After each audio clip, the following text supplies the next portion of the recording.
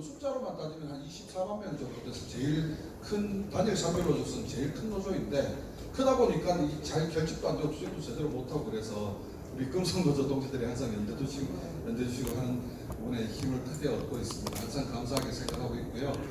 지난 겨울이었나요? 식당 점거하고 계실 때 통닭사 들고 와서 같이 우리가 할 수 있는 또 연대한답시고 했는데 어쨌든 지혜가 잘 안착되고 조합동들 이렇게 열심히 활동하시는 모습을 뵈니까 저도 마음이 좀 좋은 것 같습니다. 오늘 1시간 남짓, 한 1시간에서 1시간 반 사이 정도 길이로 교육같이 진행할 텐데 저 혼자 일방적으로 막 얘기하고 가는 방식이 아니라 서로 대화하듯이 편안하게 그렇게 같이 교육 시간 좀 가져봤으면 좋겠습니다. 아마 절실하게 필요하다고 판단하셔서 금속노조 가입하시고 지회를 설립하셨을 텐데 제목을 나에게 꼭 필요한 노동조합이라고 붙여봤습니다. 교육 나누고 난 다음에 노조에 대한 필요성을 더 피부로 나의 필요로 받아들일 수 있도록 그렇게 함께 공감대가 생성되면 좋겠습니다. 그럼 교육 시작할게요. 저는 지금 마스크를 벗고 있는데 앞에 거리가 좀 있으니까 마스크 벗고 좀 얘기해도 될까요? 예. 양해해 주셔서 고맙습니다. 제일 먼저 영상을 하나 볼 건데요. 동영상이 짧습니다. 한 6분 24초짜리 영상인데 짧지만 영화입니다. 나름 영화인데 이걸 보시되 내용을 보시면서 주인공이 나오는데 이 주인공의 직업이 뭔지 하는 일이 뭔지를 여러분들이 같이 좀 맞춰주시면 되는 영상입니다. 엘 엠플레오라고 하는 이 제목이고요. 설명은 조금 이따 드리도록 하고 엘 엠플레오 영상 같이 보시고 주인공의 직업이 뭔지 맞춰주시면 되겠습니다. 영상 좀 플레이 시켜주시면 고맙겠습니다. 화면 초반에 어둡다가 밝아지니까요. 그대로 놔두시면 됩니다.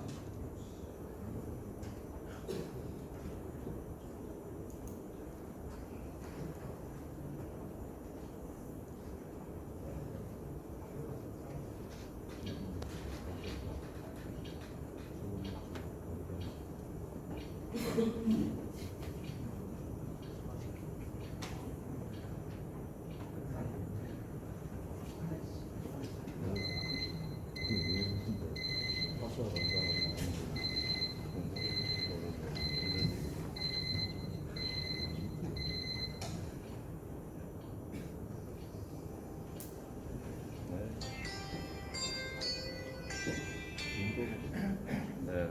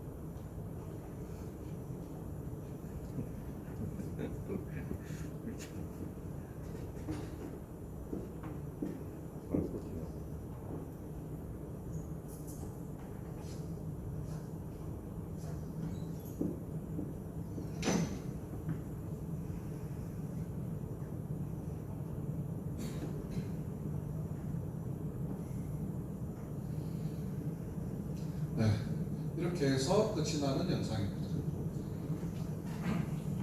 L 엠플레어라고 할 때 앞에 L은 영어로 치면 더 뭐 이런 뜻이에요. 그래서 정관사라서 뜻이었고, 엠플레어는 영어로 하면은 employee라는 뜻입니다. employee 무슨 뜻입니까? 고용하다. 예, 고용하다 또는 고용이라는 뜻입니다.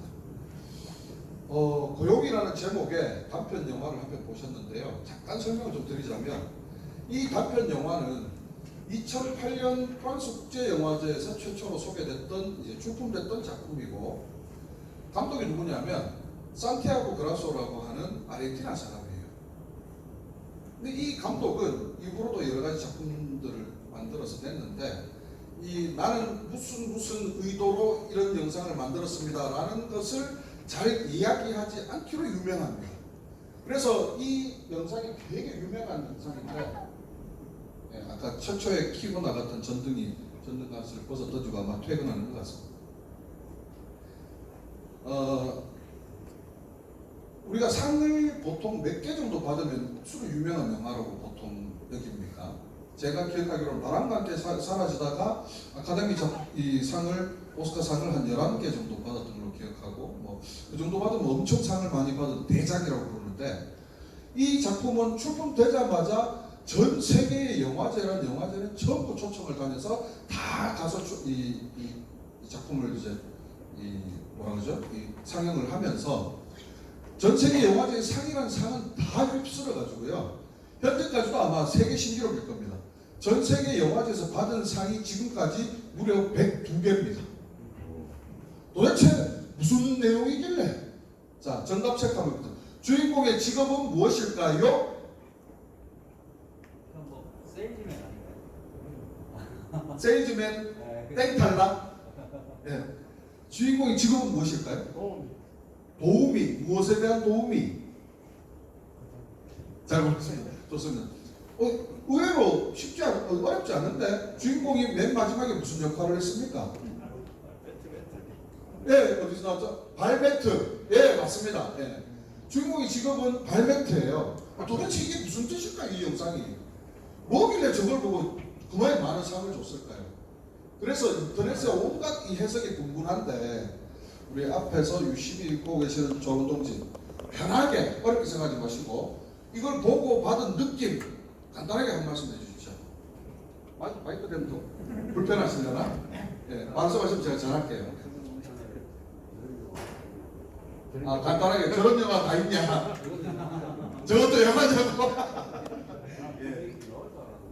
저걸로 끝입니다. 저게 뭘 말하고 있는 것 같다 이런 느낌 뭐 없습니까? 내가 딱 느낀 게 첫 장면에서 예. 기계를 전혀 사용하지 않는 끝까지 전형적으로 예. 사람으로 다 대체되어 있죠. 형상화되어 있죠. 예. 그런 느낌을 받았다.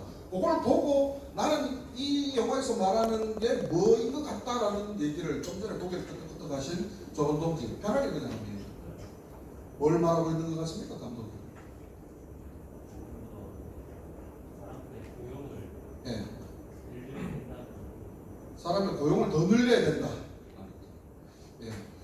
제가 시간이 얼마 없어서 그냥 제가 정답이 아니라 이 인터넷에서 많이 분분한 해석을 좀 요약해서 설명드리면, 첫 번째로 나오는 의견들은 자본주의 사회에서의 올 인간화를 많이 얘기합니다.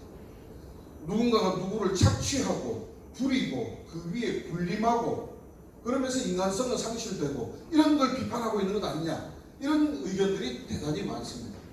실제 그런 것 같아요. 자본주의 사회에서 사람의 존엄성, 사람을 존중하기보다는 모든 걸 물질로 치부해버리고 물질 밑에 사람이 물질 위에 존재하는 것 같고, 이런 어떤 올 인간성의 시대를 우리는 자본주의 사회 속에서 살아가고 있는 것 같기도 해요.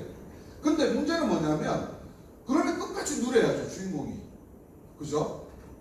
사람도 깔고 탁자처럼 앉고 택시도 사람 불러서 하고, 만약에 진짜 자본주의 사회에서 물질 만능주의와 올 인간화를 끝까지 얘기하려면 그 사람이 계속 누려야 되는데, 결국 그렇게 누리던 사람의 직업도 결국은 뭐였습니까? 발닦기였잖아요. 뭔가 다른 메시지를 주려고 하는 것 같다라고 사람들이 생각하고, 그렇게 고민하다 보니까 뭐냐면, 자, 지금도 이 방안을 한번 살펴봅시다. 형광등이 있고 에어컨도 있고 빌 프로젝트도 있고 탁자도 있고 내가 입고 있는 옷도 있고 내가 신고 있는 신발도 있고 손에 들고 있는 마우스 포인트도 있고, 이 모든 것들이 다 무엇의 결과물, 산물입니까? 노동의 산물이라는 겁니다.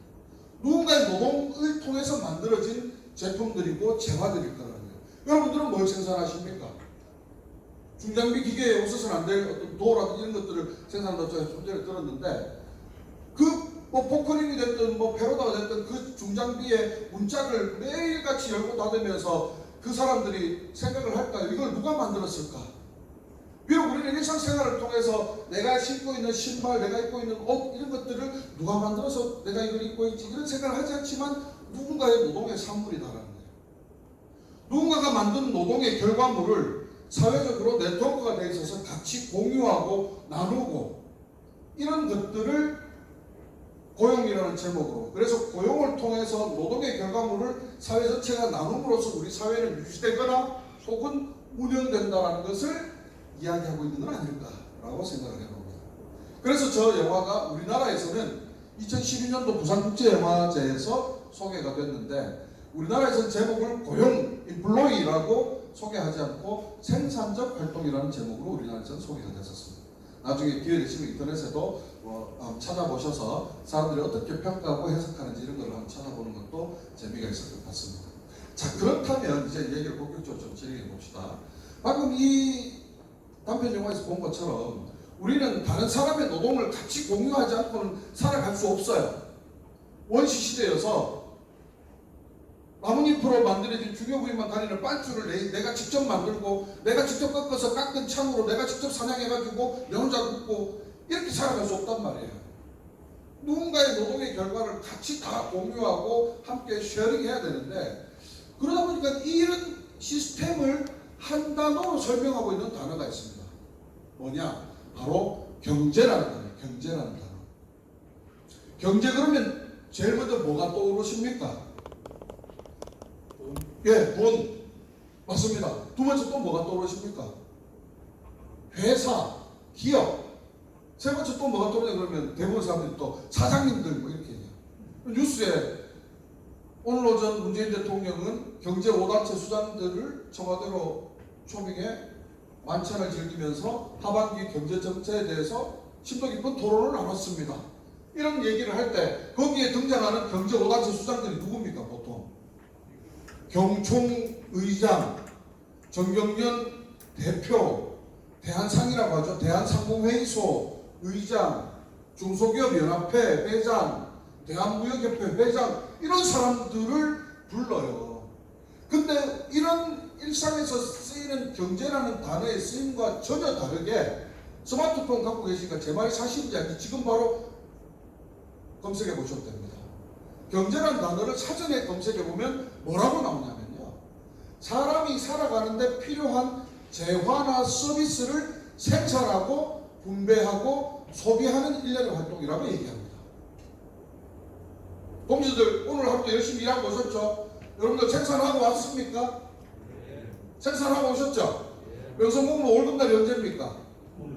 오늘입니까? 아이고, 오늘 한잔들 하러 가셔야 되겠네요. 자, 오늘 뭘 받았습니까? 월급을 받았지만 우리가 생산한 대가로 분배를 받은 거예요. 분배를. 그러면 분배 받으면 집에 가가지고 곱게 들고 가지고 땅 깊숙이 파가지고 잔똥 묻어갖고 김장 김치 묻듯이 땅속에 차곡차곡 돈 다 재놓습니까? 아니죠. 오늘 저녁부터 당장 또 한 잔 먹을 수도 있고 집에 아들 학원비도 주고 아들 학용품도 사주고 옷도 새로 사주고 뭐 합니까? 다 소비하고 있지 않습니까?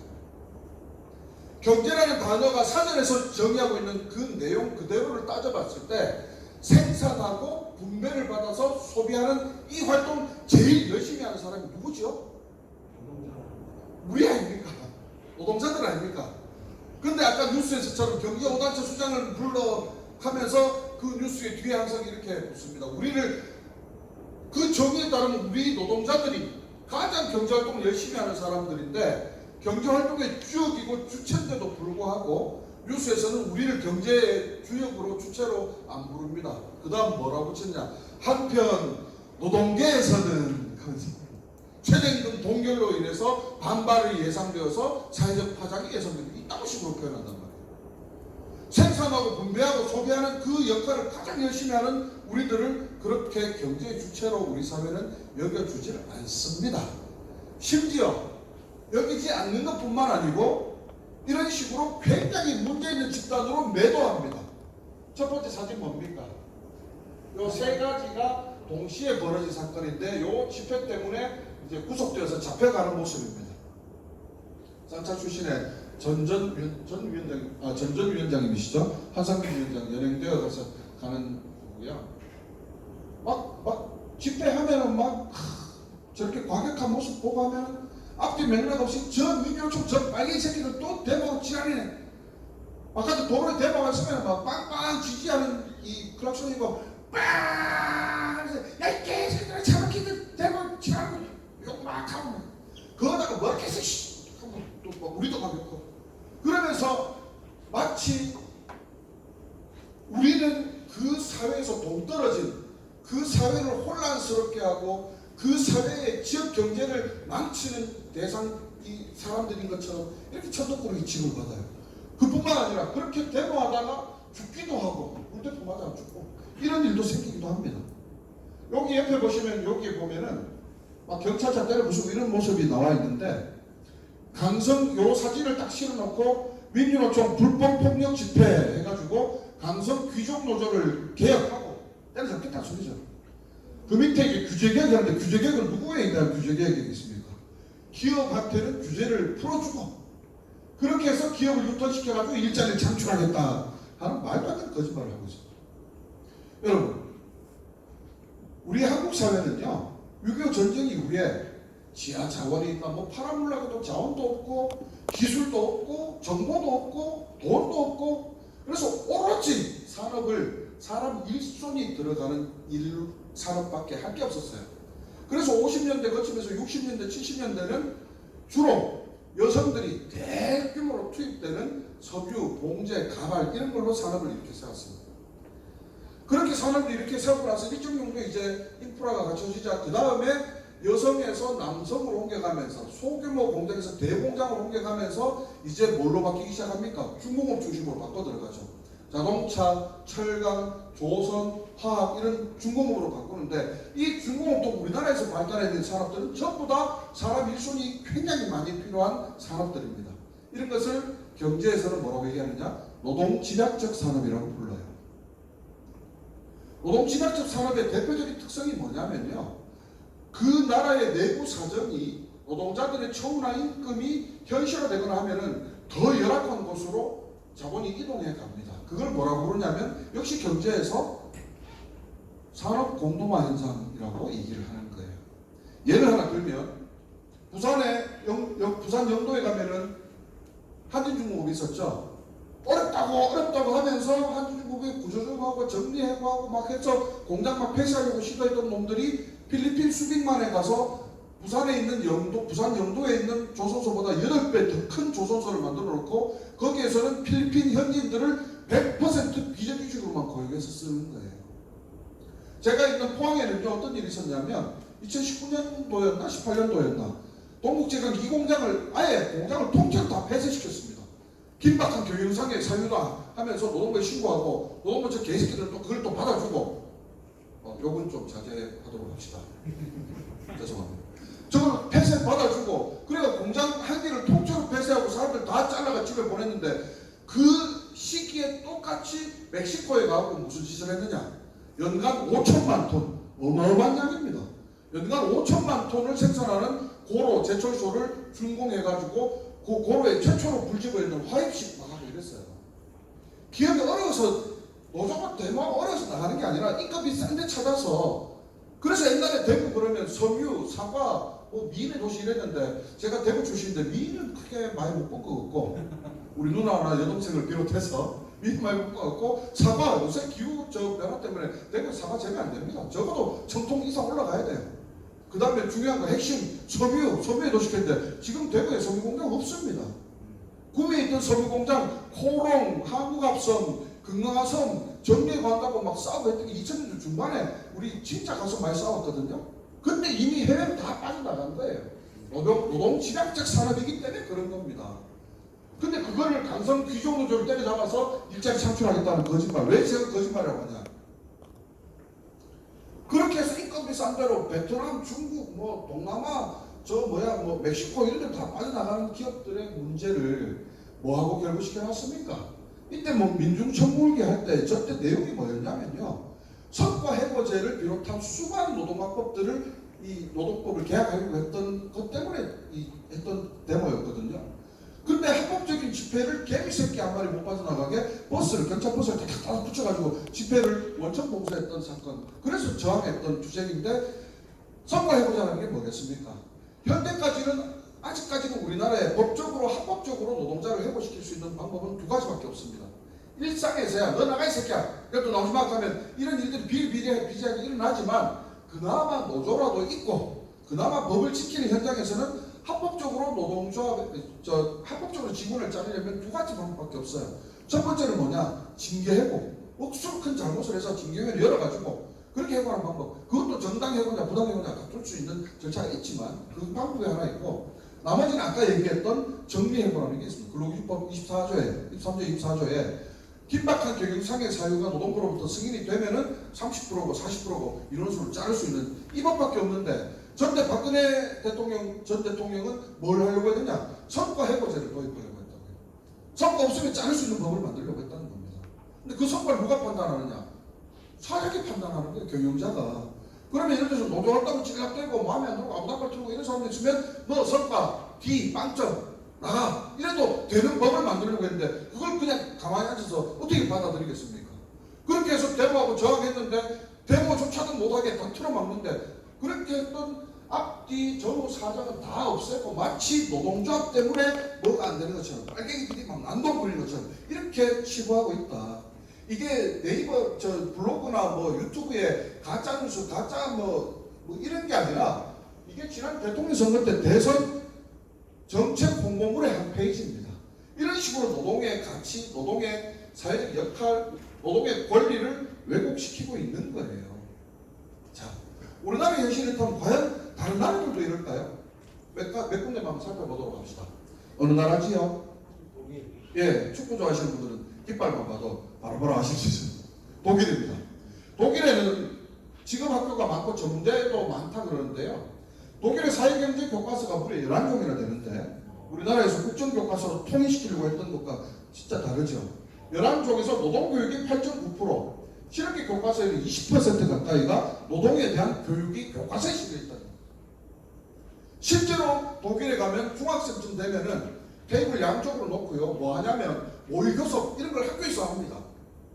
한쪽은 사용자 교섭위원, 한쪽은 노동자 교섭위원 해가지고 막 교섭하는 이런 훈련을 해요. 왜 저럴까요? 독일은 왜 저럴까요? 노동을 존중해서. 존중해서 왜 존중할까요? 그럼? 그래야 경제가 잘 돌아가요. 예, 결론을 말씀하셨습니다. 경제가 그래 잘 돌아가는데 왜 경제가 잘 돌아가야 가는지는 인구 비율을 보면 확인할 수 있어요. 자, 우리나라 인구가 얼마죠? 100만, 5,200만 이 정도 되는데 그 중에서 뭐라도 해서 먹고 사는 경제활동 인구가 2,400만, 500만 정도 돼요. 절반 정도 됩니다. 그 중에서 한번 따져봅시다. 농민이 얼마나 될까요? 농민이 알 수 없죠? 네, 대충 한 200만쯤 됩니다. 230만 요즘 되는데 농민이 그 정도 되고요. 또 우리가 흔히 잘 아는 자영업자 얼마나 될까요? 자영업자 한 450만에서 500만 정도 돼요. 노동자 그러면 얼마나 될까요?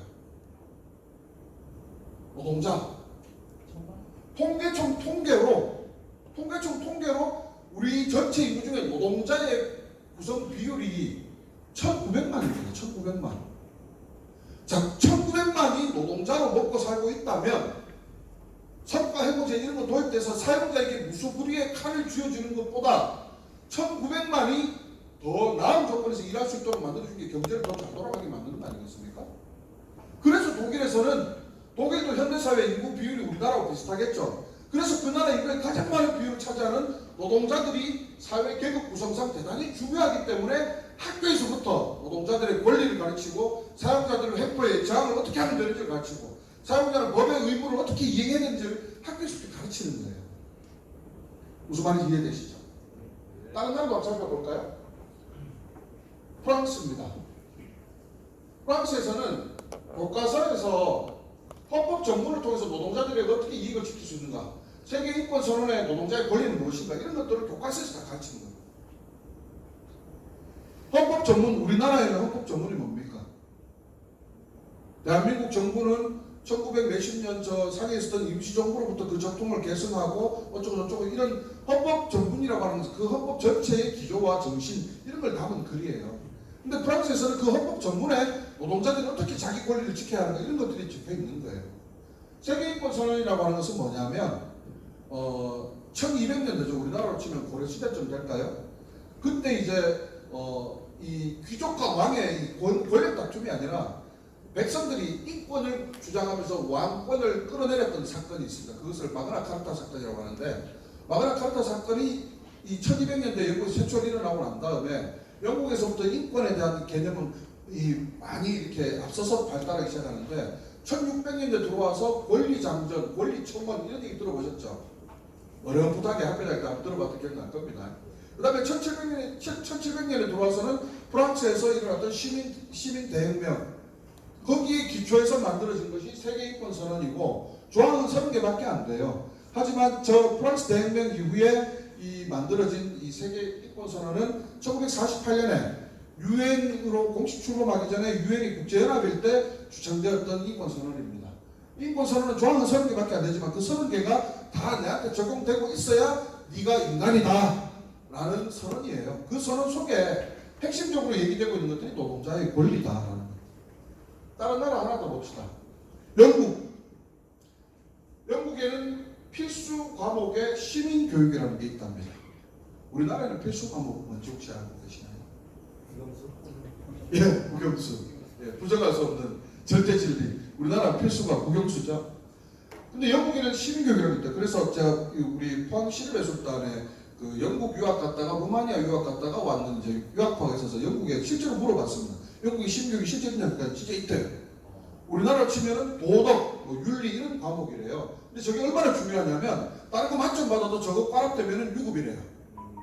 그 정도로 중요한 과목인데 거기에 시민을 규정함에 있어서 시민을 공동체 구성원이고 소비자이며 평생 학습자이며 납세자이고 유권자이고 노동자다라고 규정합니다. 우리 좌우동지 집이 어디십니까? 어디요? 입실. 그러면 거가 울산입니까? 포항, 경주입니까? 경주. 자, 그러면 경주 외동에 사시는 우리 좌우동지 성함은 정재철 동지. 정재철 동지는 경주 시민이죠. 경주 시민이면서 지역사회 공동체 구성원이기도 하죠. 소비자이십니까? 사서 쓰고 돈 내고 하죠, 그죠? 소비자이고 평생 학습자이죠. 그죠? 학교 교육 끝나도 면허 따려면 시험 쳐야 되고 공부해야 되고 뭐 등등등의 여러 가지 평생 학습자이기도 하고 세금 내죠. 오늘 세금 내셨을 거예요. 급여 받으면서 갑정 근로소득세 떼고 받으셨을 겁니다. 세금 내는 납세자예요. 어디 그것만 냅니까? 술 먹고 담배 피고 하면서 거기에 붙은 간접세금 다 내고 성실한 납세자들이 우리. 그 다음에 유권자이고 지난 선거 때 선거하셨습니까? 누구 찍었냐 물어보겠습니다. 곤란할 수 있으니까. 유권자이고 그러면서 우리 명성공업에 일을 하고 계시는 노동자이다. 이게 왜 중요하냐면요.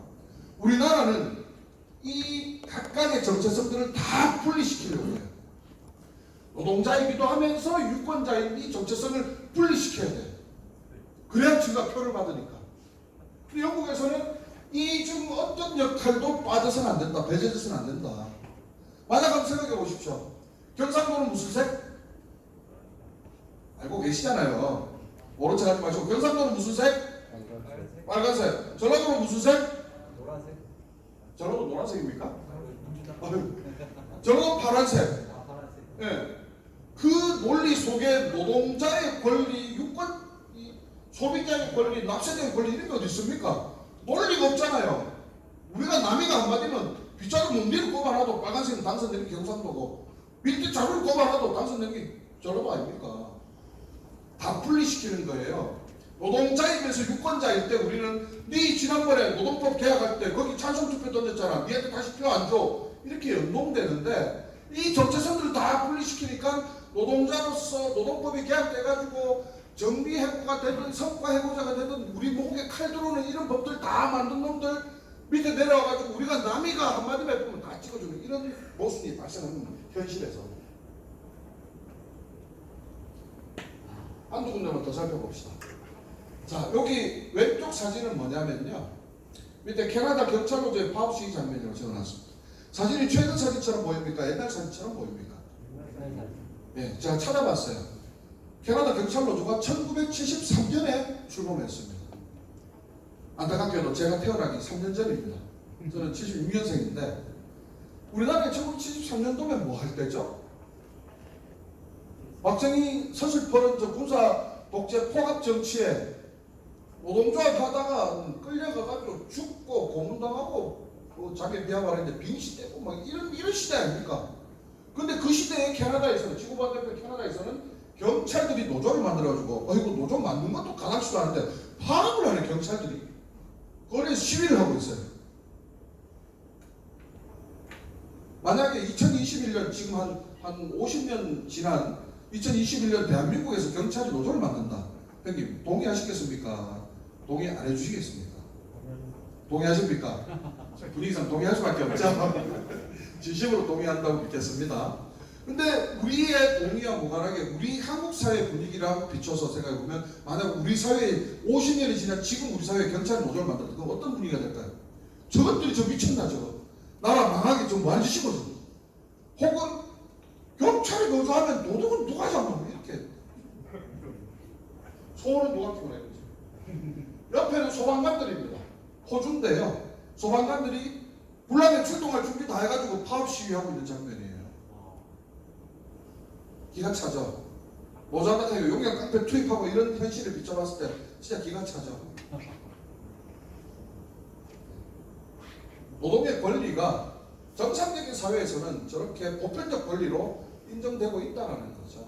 그렇지 않은 우리나라의 왜곡된 정서. 자, 여기에다가 노조하기 점점 더 좋은 방향으로 가느냐 아니면 더 힘든 방향으로 가느냐 사회적인 조건 몇 가지를 좀 더 살펴보도록 하겠습니다. 자, 우리 사회 오늘이라는 제목을 붙여봤는데요. 다 보이시죠? 코로나 바이러스처럼 보이십니까? 왕관은 아니네. 예, 땡탈락? 비슷하죠 근데. 예, 바이러스인데요. 얼핏 보면 비슷하잖아요. 저는 깜짝 놀랐습니다. 그래서 제목을 이렇게 붙였습니다. 영화가 현실이 되어버린 세상이라고. 무슨 영화냐? 컨테이전이라는 영화인데 혹시 보신 분 계십니까? 알고 계신 분 계시네요. 예. 놀랍게도 이 영화는 2011년도에 개봉한 영화인데요. 이 영화가 개봉되었을 당시에 폭망했어요. 실패했어요, 영화가. 그 얘기를 못했어요. 근데 있잖아요. 마리온 코테야르, 맷 데이먼, 로렌스 피시번, 주드 로, 기네스 펠트로, 케이트 윈슬렛 한 명 한 명 영화 출연진들을 보면은 다 다른 영화에서 다 주인공급이에요. 대단한 라인업이에요. 근데 이렇게 초호화 캐스팅을 하고도 영화가 폭망했어요. 2012년 9월에 개봉했는데, 근데 있지 않습니까? 이게 지금 역주행을 해가지고 엄청나게 영화를 다시 많이 보고 있어요, 사람들이. 이유는 아까 앞에 바이러스 모양처럼 봤던 코로나하고 너무나 똑같은 상황이, 이거 마치 코로나가 일어날 것을 예측하고 만든 영화처럼 그렇게 인식되기 때문에 뭔데 나도 한번 보자. 혹시 궁금한데 어떻게 찾아봐야 될지 모르시는 분들을 위해서 넷플릭스에 공짜로 올라와 있습니다. 보시면 되겠습니다. 영화의 포스터의 제목이 일단 아무것도 만지지 마라, 누구도 만나지 마라, 이게 포스터의 이 캐치프레이즈입니다. 2020년 5월 21일 신문에 나와 있는 사진 한 컷인데요. 일단 아무것도 만지지 마라, 똑같아요. 자, 영화 이 티저 예고편 영상인데 영상 실행 한번 해주시겠습니까? 예고편만 짧게 보고 넘어갑시다. The average person touches their face 3 to 5 times every waking minute. In between, we're touching doorknobs, water fountains, and each other. 65일 뒤에 대개나. As of last night, there were 32 cases. Do you have a history of seizures? Allergies? What happened to it? 아무것도 만지지 마라. The truth is being kept from the world. Cook your samples, destroy everything. 누구도 만나지 마라. We can't even tell people what they should be afraid of. 큰 대이전 9월 대개봉. 네, 영화에 보면 제 영상이 영화 마지막 이제 엔딩 크레딧도 있는데 네, 설명할게요. 숙주까지 똑같아요, 영화에. 박지. 네, 코로나도 박쥐가 숙주라고 하잖아요. 근데 영화에서 막 벌목을 하는데 엄청나게 뭔가를 막 벌목을 하니까 거기에 서식하던 박쥐떼가 쫓겨가서 인근 축사의 지붕에 앉아가지고 거꾸로 매달려가지고 바나나를 까먹다가 한 조각을 떨어뜨려요. 그거를 밑에 축사의 돼지, 새끼 돼지가 막 와가지고 막 매점 주워 먹습니다. 근데 홍콩의 유명 호텔에 그 셰프가 와가지고 자기가 이를 보고 돼지를 딱 선별해서 잡아가서 그걸로 이제 손님 대접을 하는데, 그 돼지 잡고 하다가 왜 유명 셰프들 나와서 인사하고 막 하잖아요. 음식 잘 드셨습니까? 하면서. 거기서 이제 손님들이 부른다고 나가는데 손도 안 씻고 자기 앞치마에 손 슥슥슥 닦고 나가가지고 압수한 사람이 누구냐? 기네스 펠트로예요. 그래서 기네스 펠트로가 미국에 돌아와가지고 슈퍼 전파자 1호가 되는 이런 이제 설명이 뒤에 나오거든요. 여기 영화에 보면은 막 땅 구덩이 막 파가지고 집단 막 시신 감당이 안 돼서 막 집단 매장하고 이런 장면이 나오는데, 뒤에 영상 하나만 더 볼게요. 방금 보신 건 영화고 요번에 보실 영상은 다큐멘터리입니다. 이건 실화 다큐멘터리예요. 영상 예.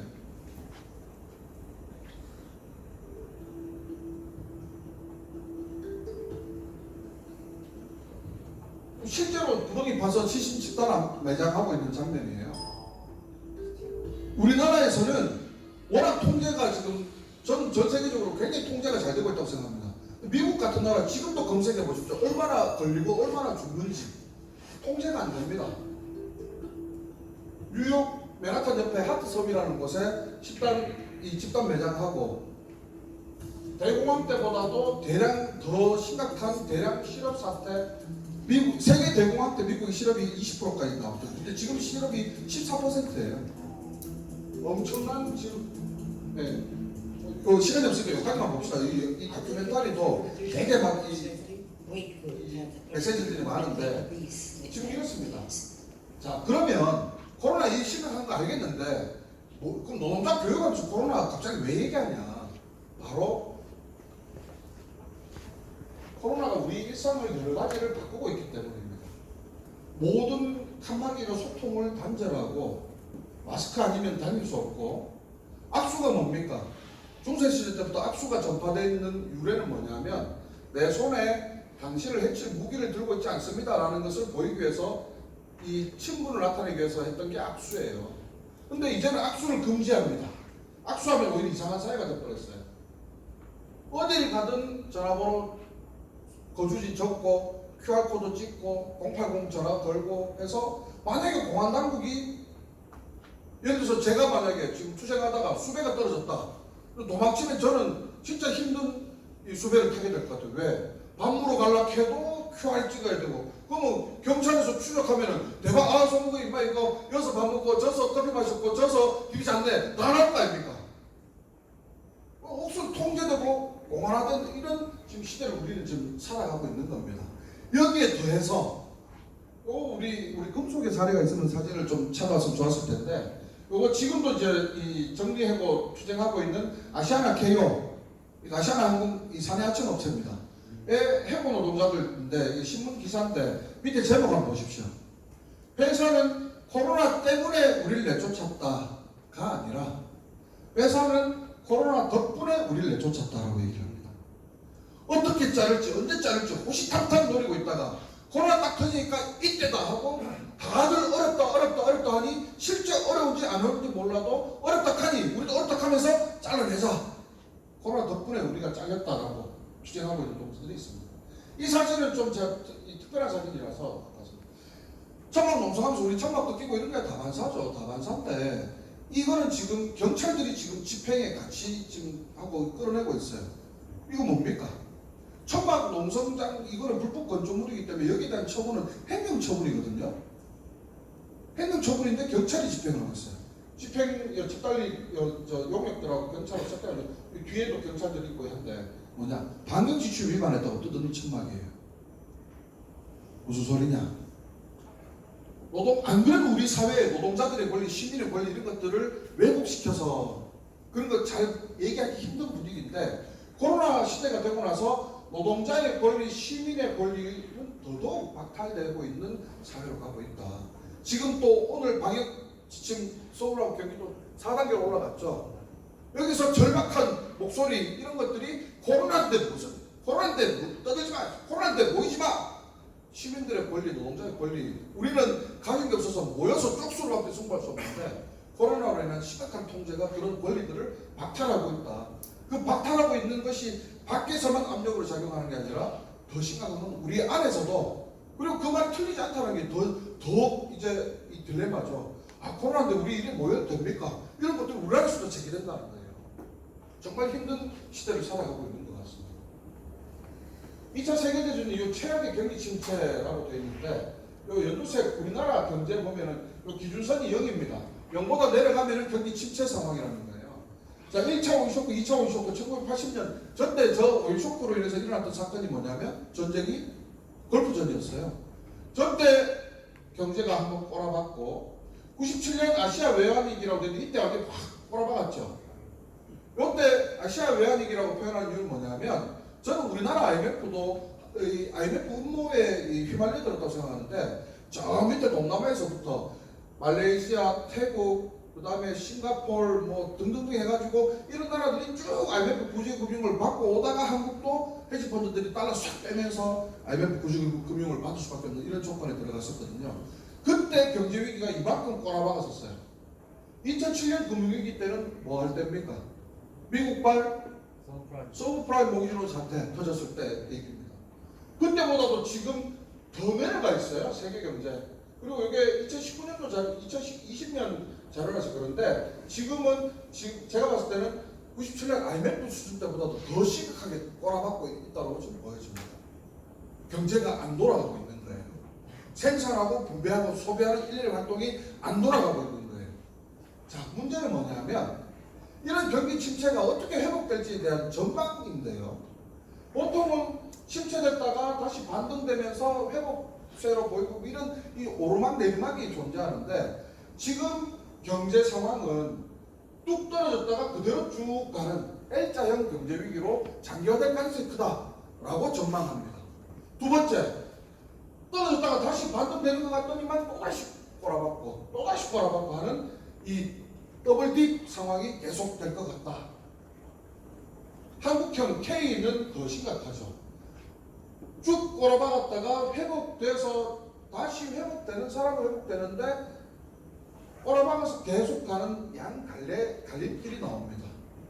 가진 자는 더 가지고 노동자 서민들 없는 사람들은 더 힘들어지는 양극화가 더 심해지는 이런 형태 L자, W자, K자 경제위기가 지금 계속 지속될 거다라는 것이 민주노총의 주장이 아니라 세계 경제 석학들, 우리나라 경제학자들이 전망하고 있는 지금 세계와 한국의 경제 상황입니다. 그래서 이런 것들을 살펴봤더니 예전에도 이런 상황이 있더라는 거예요. 뭐냐? 재난자본주의라는 단어가 있습니다. 재난 상황이라든지 아니면 어떤 천재지변이 일어난다든지 아니면 뭐 전쟁이 난다든지 이런 어떤 심각한 상황에 맞닥뜨릴 때 자본과 권력은 그것을 더 탄탄하게 공고하게 다지려고 하고 그 책임과 후과를 노동자들 서민들에게만 전가하는. IMF 때 우리 많이 겪어봤던 것 같아요. IMF 끝나고 났더니 국민들은 금쪽을 돌반지 하나까지 다 갖가지고 했는데 IMF 끝났더니 있는 놈만 돈 벌었네 라는 말들이 나오는 그런 이유죠. 재난 상황에서 기업이 이윤을 극대화하기 위해서 지배체제를 더욱 공고하게 강화하는 현상, 지금 코로나로 인해서 그런 것들이 저는 차곡차곡 다져지고 있는 상황이라고 생각되어집니다. 유발 하라리 TV 나오면서 되게 유명해졌는데 영국의 옥스퍼드 대학 교수인데 코로나 폭풍을 지나고 역시 인류는 살아났겠지만 우리는 전혀 다른 시스템, 전혀 다른 세상에서 살아가게 될 줄 모른다라는 이런 말들을 하면서 지금 경제 구조의 변화를 심각하게 진단하고 또 경고 메시지를 던지고 있습니다. 두 번째 주제로 넘어갑시다. 그럼 오늘날 우리 사회 두 번째로 우리를 둘러싼 환경의 변화, 어떤 위협이 존재하는지. 아까는 영화였지만 요거는 책입니다. 노동의 종말이라는 책 혹시 들어보신 적 있습니까? 제목만. 정말 들어보셨습니까? 제목만. 네. 1995년도에 출판된 책이에요. 1995년도에 출판될 때 종말 시리즈로 냈었습니다. 육식의 종말, 소유의 종말, 노동의 종말 이렇게 냈는데 인류가 미래 사회가 되면 육식이 종말할 것이고 개인 사적 소유는 종말될 것이고 노동의 종말의 시대가 올 것이다. 내용은 뭐냐면 인류가 먼 미래가 아닌 가까운 미래에 로봇과 AI에 의해서 일자리를 잃게 될 거다. 어떡할래? 제레미 레프킨은 사회학자거든요. 미국의 경제학자 이런 사람들이 다 비웃었어요. 야, 그럴 수도 있지만 너무 그 공상과학 영화 너무 거창하게 쓴 거 아이가? 그럼 너무 먼 미래다. 그렇게 외면당했었는데 지금 저 책이 서점에서 다시 엄청나게 역주행을 하고 있습니다. 이유는 뭐겠습니까? 그때는 먼 미래처럼 공상과학처럼 들렸지만 현실이 돼가는 것 같으니까 다시 역주행하는 건 아니겠습니까? 뭐 어떻게 역주행하고 있느냐? 이거 한번 보십시오. 뭐죠? 전기자동차입니다. 아마 내부 모양새로 봤을 때 닛산 전기차가 아닌가 싶은데 제가 얼마 전에 제 이웃이 테슬라 전기차를 한 대 사가지고 봤는데 깜짝 놀랐어요. 뭐가 없어요. 겉에서 보면 자동차인데 안에는 자세히 봐야 자동차 같아요. 왜? 뭐 버튼, 뭐 다이얼, 에어컨, 뭐 이런 게 아무것도 없습니다. 차가. 보통 산타페시아 그냥 가운데 뭐 조작하는 게 많지 않습니까? 대시보드 가운데 산타페시아 거기에 이렇게 막 조작하는데 아무것도 없습니다. 그냥 가운데 모니터 한 대밖에 없어요. 계기판, 뭐 속도판 아무것도 없어요. 자, 뭐 없는 건 중요한데 그 핵심적으로 중요한 게 하나 더 없죠. 뭐가 없느냐? 전기차는 엔진과 미션이 없어요. 우리가 보통 자동차 한 대 부품이 35,000개, 38,000개 정도 들어간다 그러는데 엔진과 미션에 들어가는 부품이 3분의 2 이상입니다. 그 3분의 2 이상 그거 만들어서 납품하면서 그거 만들어서 생산하고 그거 납품해서 분배받아서 분배받고 그 다음에 그걸로 소비하면서 경주 지역은 그렇게 경제가 이루어지고 있잖아요. 경주를 문화, 관광 풍경의 도시라고 하면 틀린 말 아니죠. 천년고도의 경주 틀린 말 아닌데 경주는 산업도시라고 해도 그것도 틀린 말이 아니에요. 여기 문산공단을 비롯해서 건너편 외동공단, 저 시내로 가면 용강공단, 저 대구 쪽으로 가면 청북공단 해가지고 경주에 있는 공단만 해도 몇 개입니까? 공장만 해도 몇 개고 경주는 산업도시라 해도 관이 아닙니다. 그런데 만약에 지금 볼보가 몇 년 뒤부터 지금 내연기관 차 생산 안 하기로 혹시 선언했죠? 내연기관 차는 이제 없어질 수밖에 없습니다. 두 가지 이유에서 없어집니다. 첫 번째 환경 문제고요. 두 번째 더 중요한 본질의 문제는 석유가 이미 고갈 단계입니다. 대륙궁에 있는 메탄, 그 다음에 안반에서 추출하는 셰일가스 이런 것들 때문에 석유 고갈에 밑바닥 치는 것을 좀 늦추고 있을 뿐 지금처럼 소비하면 석유는 고갈되는 시대가 곧 와요. 이제 저렇게 바뀌어 들어갑니다. 바뀌어 들어가면 제조업 사업장들 어떻게 되겠습니까? 정의로운 산업 전환을 이제도 아니고 늦었어요. 이미 더 빨리 준비했었어야 돼요. 황우찬 지부장님이 금속노조 부위원장 하시던 황우찬 지부장님 지금 포항의 금속노조 지부장, 민주노조 포항지부 지부장 하고 계신데 현대자본에서는 이미 오래전부터 야 속도가 이거 변화 속도가 너무 빠르다. 금속노조도 교수 좀 하자. 그러면 금속노조가 오히려 더 늦춰왔다고 하는 얘기를 들었을 때 정말 심각하구나라는 것을 저도 느꼈습니다. 우리는 뭐 중장비니까 상관없지 않습니까? 왜 상관이 없습니까? 누군가의 노동의 결과를 쉐어링하고 사회적으로 네트워킹되어서 생산하고 분배하고 소비하는 그 사이클을 같이 맞물려서 돌아가는 게 경제인데 내만 괜찮으면 살아남을 수 있는 구조가 아니란 말입니다. 현대사회. 그러면 제조업만 심각할까요? 공공부문은 어떨까요? 공공부문 사회서비스 부문은 밑에 사진은 뭐냐면 아마존몰의 이 매장인데요. 요 네모나게 생긴 상자 있죠. 꼴에 저게 인공지능 로봇이에요. 키바라고 부르는 로봇인데요. 요거 아마존에서 초기에 6,000대 도입할 때 사람이 한 10,000명 정도 잘렸습니다. 사람이 물건을 주문하면 인터넷으로 하든 뭐 이 키오스크를 누르는데 주문을 하면 얘가 공식적으로 하는 역할은 뭐냐면 3단계입니다. 집품하고 포장하고 배송하는 것까지를 합니다. 저 상자떼기처럼 생긴 제가 그걸 다 한다고요. 물건을 집품 지가 가와가 포장 지가 싸가지고 배송까지 다 제가 해요. 키바 저 야적장에 가면은 이 덩치 큰 다른 유형의 키바들 있는데 인공지능 로봇이에요. 우리나라도 지금 KT에서 로봇 만들었고 호텔에서 막 그 서빙하는 이런 거 설명 나오고 하지 않습니까? 최초에 6,000대 도입되고 지금 현재 도입되는 대수가 아마존에 26,000대입니다. 거기 일하는 사람들 다 어디 갔을까요? 문제는 이것뿐만이 아니고요. 자율주행도 마찬가지입니다. 여러분 자율주행은 5단계로 나누는데요. 5단계 자율주행 하면은 여기서 젊은 동지들은 기억을 못 하실 테고 나이 좀 있으신 분들은 다 아실 거예요. 전격 제트작전 영화 기억나십니까? 히트 하면 막 차가 막 지 혼자 와가지고 막 구해주고 막 이런 영화 기억나시죠? 그게 5단계 자율주행이에요. 사람이 탑승하지 않아도 지 혼자 자율주행을 하는 것. 4단계 자율주행은 뭐냐면 사람은 타서 안전 체크만 하면 되고 아무것도 안 해도 되는 게 4단계 자율주행입니다. 근데 지금 공식적으로 어디까지 가 있습니까? 3.5단계까지 가 있거든요. 도덕적 가치를 부여하지 못해서 지금 되지 기술력은 이미 저는 더 앞서가 있다고 판단합니다. 도덕적 가치 기준의 판단은 뭘 말하는 거냐면 내가 운전하고 갈 때 사람 치면 그건 내가 법적으로 책임지면 되지만 사람을 치었을 때 보행자를 먼저 보호하게 프로그래밍 할 건지 운전자를 먼저 보호하도록 프로그래밍 할 건지 이거는 정말 애매한 난제입니다. 예를 들어서 난 떨어진 길이 있다고 쳐봅시다. 좁아요. 근데 내가 차를 몰고 가는데 앞에 갑자기 사람이 튀어나왔어요. 보행자를 보호하도록 프로그래밍 해놓으면은 차가 절벽으로 굴러 떨어져서 운전자가 죽더라도 보행자를 안 치도록 이렇게 프로그래밍 될 거고 운전자를 보호하도록 프로그래밍 해놓으면은 앞에서 사람이 나오든 사슴이 튀어나오든 토끼가 튀어나오든 무조건 뭉개고 직진해야 운전자가 사는 거니까 그렇게 갈 거예요. 근데 이 기준을 최초 프로그래밍을 어떻게 해야 답입니까? 이걸 못 내려서 자율주행이 오히려 완성 단계로 가는데 이 기준을 못 잡고 있는 건데 문제는 뭐냐면 알파고가 이세돌을 이겨버렸잖아요. 입력된 기본만 계산해서 대응하는 게 아니라 그것을 학습해서 더 발전된 결과물을 내놓는 AI가 지금 만들어지고 있잖아요.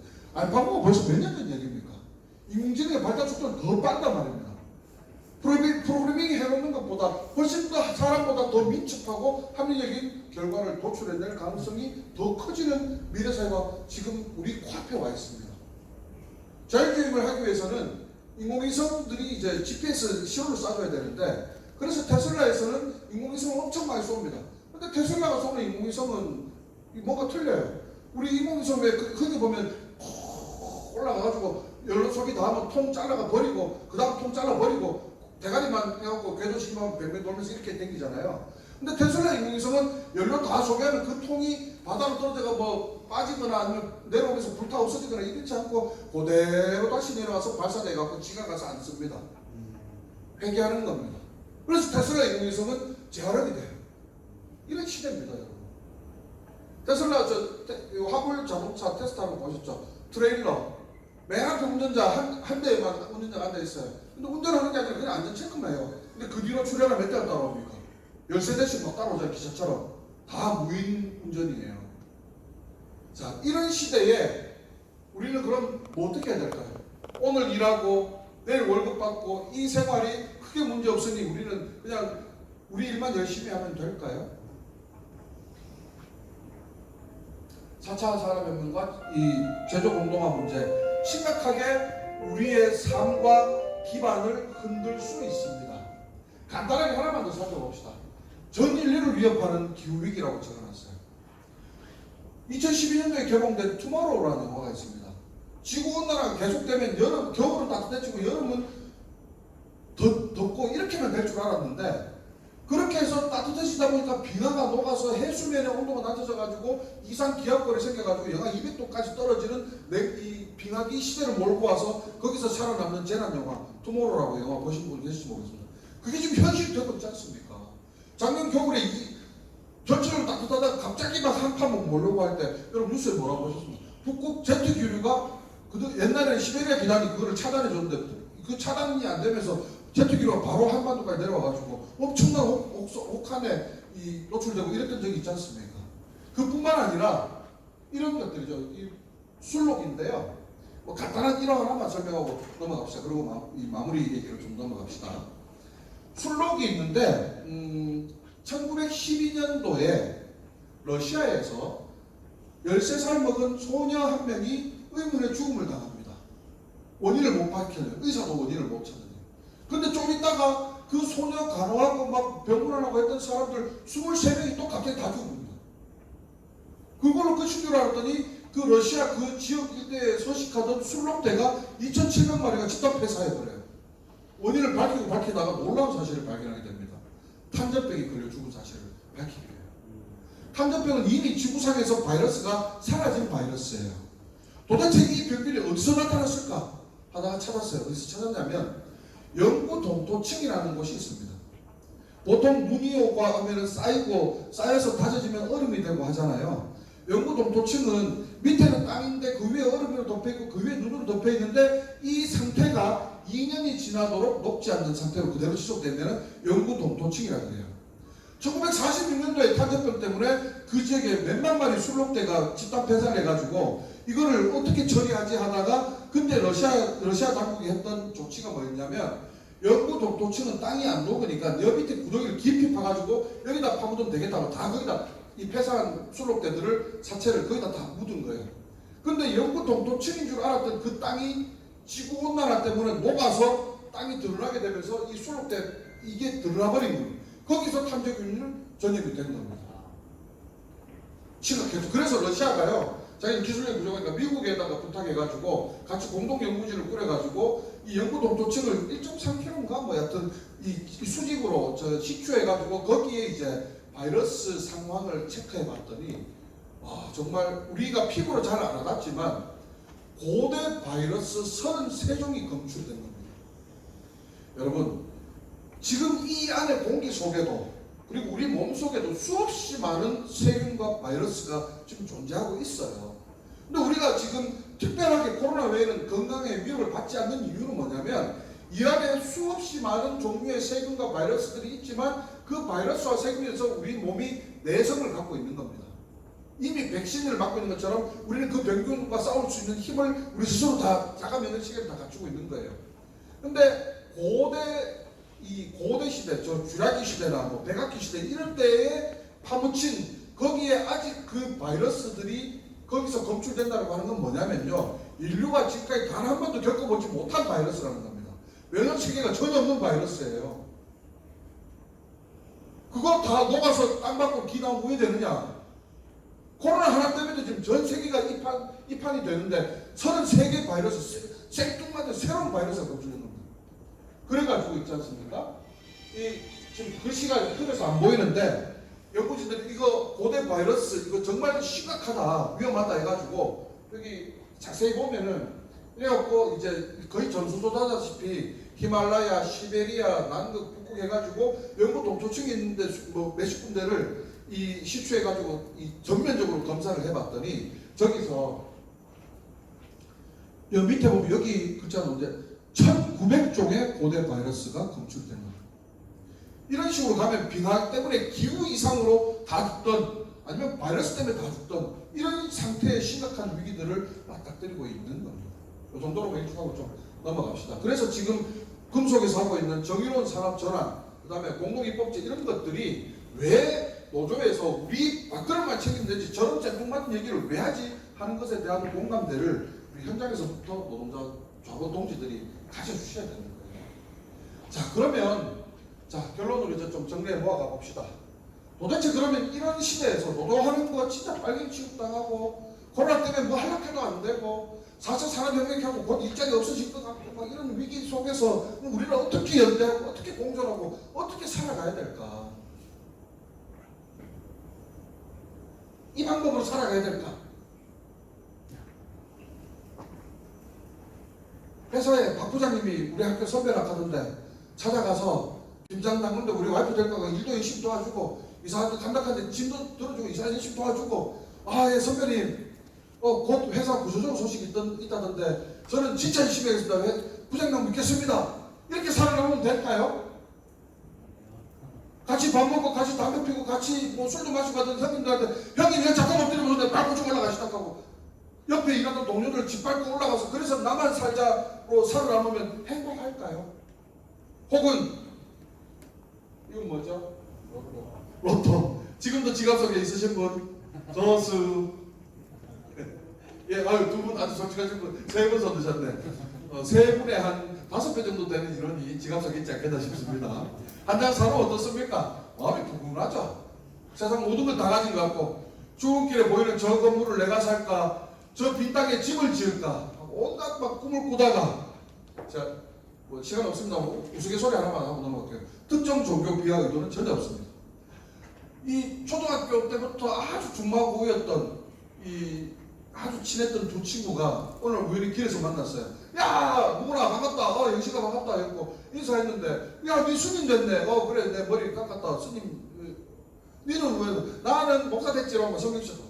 야, 어떻게 이렇게 다른 길을 가다 만나노? 하다가 야, 옛날 생각나는데 우리가 오랜만에 만나가 당문 한 게임 칠까? 목사님하고 스님하고 당문을 직접 탔어요. 스님은 도포를 딱 벗어놓고 옛날 시대 발레가 딱 치는데 그날따라 오맛이 우라맛이 하구맛이 진짜 기가 막히게 잘 들어가요. 목사님은 채만 잡았다면 틱! 아이씨 또 채만 잡았다면 틱! 전문용어로 4차적으로 뭐라 합니까? 틱사발이라고 하죠. 계속 틱사발이 나는 거예요. 그래 틱사발이 또 틱! 하면 신발 졸라게 안 맞네 진짜. 진짜 오늘 하여튼 또 첫째 틱! 신발 졸라게 안 맞네. 하나님이 부처님하고 저 위에서 바둑을 근엄하게 두고 계시다가 계속 귀가 막히게 에이 잠깐만 있어봐라. 벼락을 한개 꺼냈어요. 저 목사 저 방정 맞은 놈 내가 오늘 벌을 주고 말겠다고 계속 입에 욕을 하는 목사한테 딱 존재가지고 벼락을 꽝 하고 때렸어요. 그러다 어떻게 됐겠습니까? 옆에 점잖게 잘 치고 있던 당분 잘 치고 있던 스님이 벼락 맞고 죽을 뻔했어요. 그때 하나님이 이런 말씀하셨습니다. 신발 졸라게 안 맞네. 건물을 샀다 팔았다 집을 지었다 울었다 막 한 주일 동안 든든하게 내 가슴 속에 품고 있던 그 로또가 토요일 저녁 8시 반이면 8시입니까? 되면 온 국민이 입을 모아 외칩니다. 신발 졸라게 안 맞네. 분명히 1등은 나오는데 내가 될 확률은 적어요. 동지들 저기 의존해서 우리 삶이 획기적으로 바뀌어지기를 기대하는 게 어떤 의미가 있을까요? 벼락 2번 맞을 확률이래요. 근데 참 현실적이지 않죠. 왜? 한 번 맞고 일단 살아남아야 돼요. 그래야 2번 맞을 수 있지 않겠습니까? 근데 운 좋게 2번 맞았는데 2번째 죽으면 말짱한 아닙니까? 그럼 어떻게 살아야 될까요? 로또, 아니면 주식? 저는 함께 살자밖에 답이 없다고 생각합니다. 왜 함께 살자밖에 답이 안 된다고 생각하냐면요. 자, 여기 좀 서술을 해놨는데 우리 한국 사회 고용 구조가 지금 바뀌어 있기 때문에 그렇습니다. 어떻게 바뀌어 있냐면 간단하게 좀 얘기하고 넘어갑시다.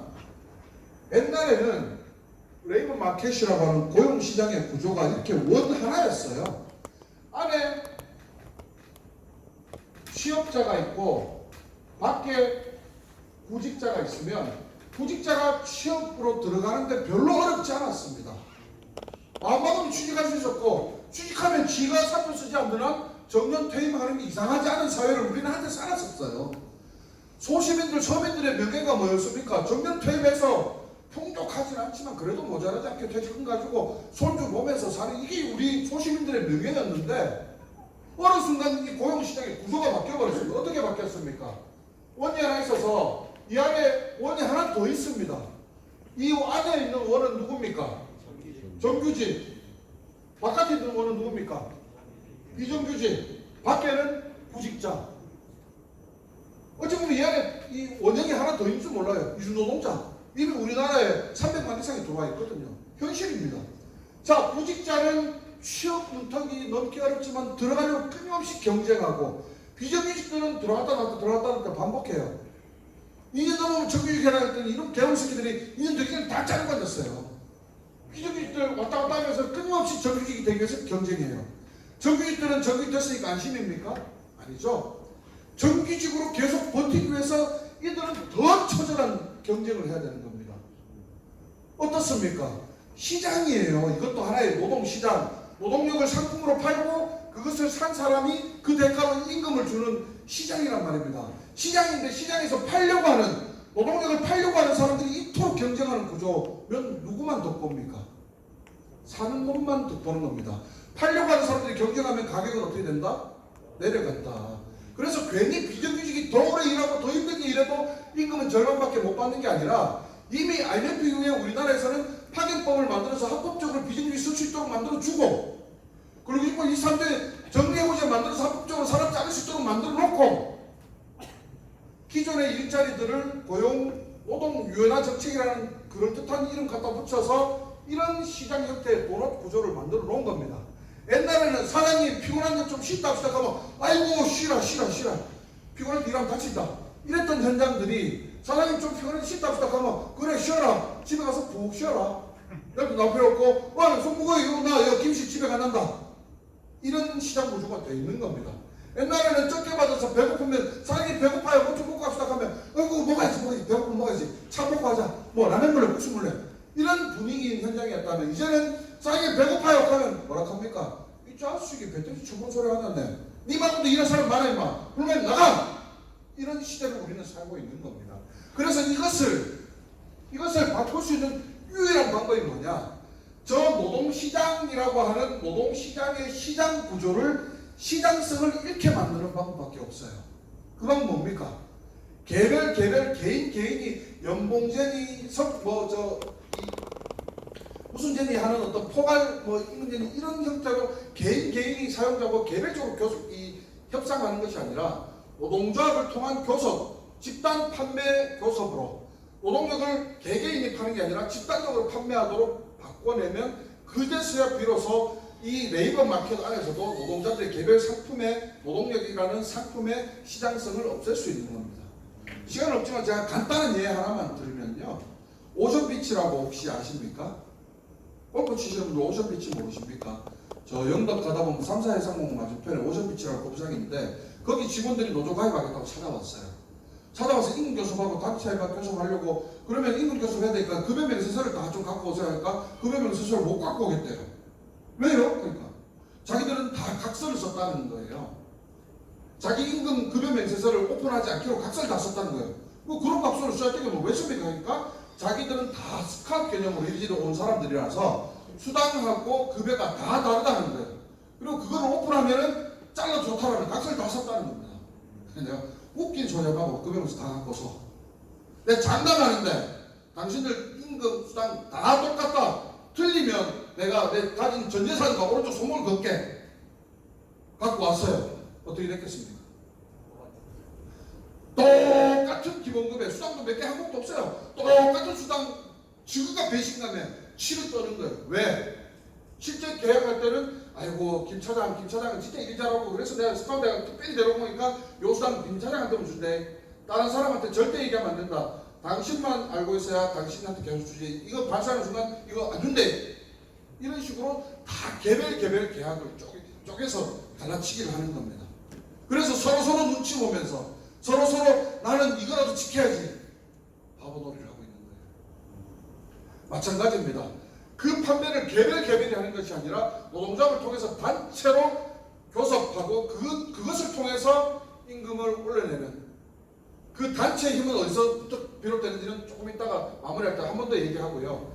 그것만이 다소 더디지만 로또처럼 황당하지 않고 아부하는 것처럼 비열하지 않고 우리가 정당하게 우리 권리 입각해서 우리 현실을 바꿔갈 수 있는 유일한 방법이다라는 것에 대해서 저분들과 공감대를 갖고 싶습니다.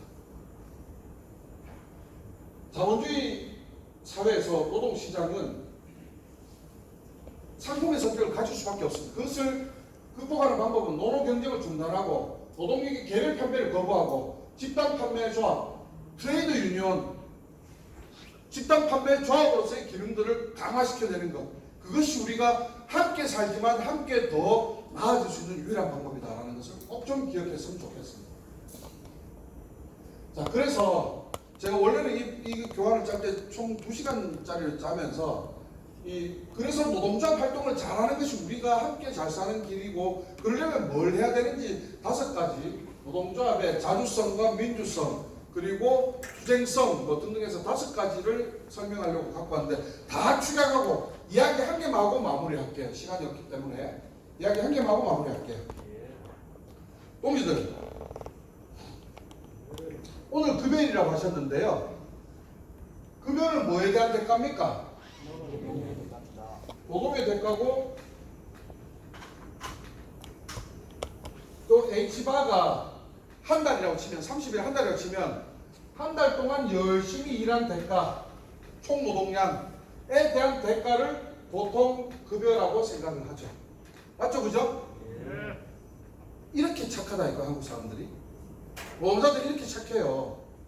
제가 장담하는데요. 자본주의 국가에서 한 달 동안 열심히 일한 대가를 전부 급여로 다, 월급으로 돈을 다 주면 모든 기업은 100% 필연적으로 망합니다. 실제로요. 뭔 소리냐? 실제 우리가 받는 급여는 한 달 동안 열심히 일한 대가를 다 받는 게 아니라 그 중에 일부를 급여로 받아요. 그럼 이 문제가 나머지가, 그럼 이걸 어디로 갑니까? 이런 거죠.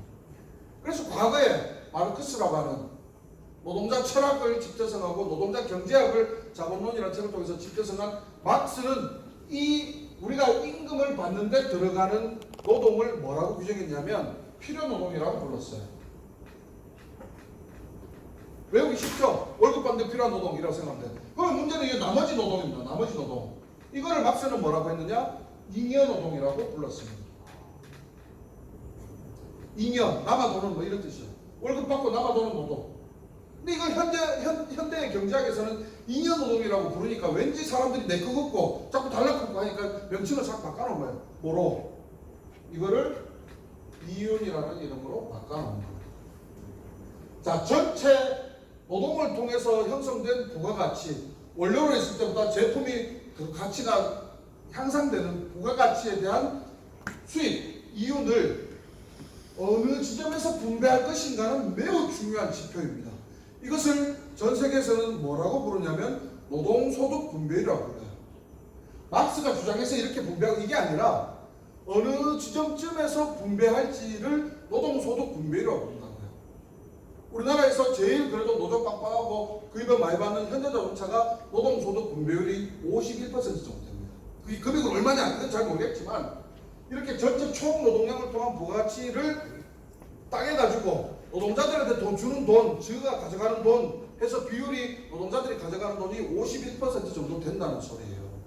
그럼 대한민국 전체 평균은 얼마가 될까? 매년 조금씩 다릅니다만은 우리나라 전체 평균은 한 44% 이래 됩니다. 이게 많은지 적은지 잘 모르겠죠. OECD에 가입해 있는 30몇 개 나라들 중에서 거의 꼴찌라고 보면 됩니다. 멕시코가 얼마 전에 가입했어요, OECD에. 그럼 멕시코 좋은 걸 미워 죽겠어요. 우리나라가 항상 좋은 건 꼴찌, 나쁜 건 1등. 한번 퀴즈 한번 내볼까요? 전 세계 교통사고 사망률 1위 어느 나라? 청소년 자살률 1위 어느 나라? 노인 빈곤율 1위 어느 나라? 복지 수준 1위 어느 나라? 아시겠죠? 뭐가 1등이고 뭐가 꼴찌인지 대충 감 잡히시죠? 노동소득 분배율 저 밑에 거의 꼴찌 수준이에요. 자, 이게 뭘 얘기하냐면요. 자, 우리가 아니 우리 선생부장님입니까? 부회장님. 우정환 부회장님이 아이고 더러워 내가 공장에 뭐 해먹겠다. 그만두고 퇴직금 좀 받고 물려받은 유산 좀 해가 집사람 좀 차집에 도움도 좀 받고 해갖고 나도 이제 사장 한번 해보겠다. 공장 차린단 말이에요. 공장을 차리면 제일 먼저 뭘 준비해야 되겠습니까? 제일 먼저 땅 사고 그 다음에 건물 짓고 그 다음 뭐 해야 되겠습니까? 그 다음 사람 들어가면 그냥 땅에서 사람 뭐 하죠? 사업가 스타일 아시겠다. 노조 간부 땅입니다. 그 다음 뭐 해야 됩니까? 건물을 지났으면 그 안에다가 설비, 기계 이런 걸 집어야죠. 그 다음 뭐 하면 됩니까? 사람, 땡. 그 다음에 원료가 있어야죠. 뭘 갖고 일할 건지. 자재, 원료 뭐 이런 게 있어야죠. 자재. 그 다음 뭐? 이제 사람하기 불안하죠. 그 다음 사람 들어가면 됩니다. 사람, 다른 말로 노동력이 들어가면 됩니다. 노동이 들어갑니다. 근데 있지 않습니까? 경제학에서요. 여기 땅, 건물, 설비, 기계, 원료 자체 뭐 이런 것들 생산의 3요소, 무슨 머시기 3요소 이런 식으로 막 보는데 여기에 들어가는 돈은 불변 자본으로 분류합니다. 불변 자본. 뭐가 바뀌지 않는 돈, 뭐가 안 바뀐다. 가치가 바뀌지 않는다. 가치가 바뀌지 않는 불변 자본이다. 땅, 건물, 설비, 기계 이런 지 스스로 가치를 증식시키지 못하는 거예요. 오히려 가치를 까먹죠. 기계를 사놓으면 사는 날부터 뭡니까? 샀다. 그러면 준 거 아닙니까? 가치가 떨어지는 거죠. 감가상각이 발생하는 겁니다. 아이고 땅 사놨더니 뭐 주변에 발달해갖고 이거 땅값 많이 올랐던데요. 이거는 경제 논리가 아니라 투기입니다. 투기는 경제 영역에 포함되지 않습니다.